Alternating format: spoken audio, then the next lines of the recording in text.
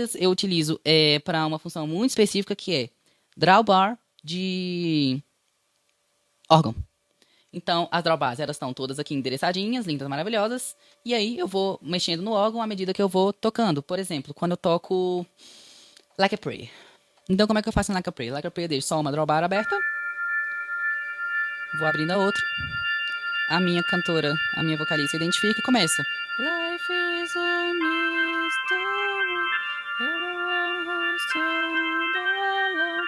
I hear you call my name. And it feels like home. E aí eu vou abrindo aqui as outras drawbars. E aí o bicho pega.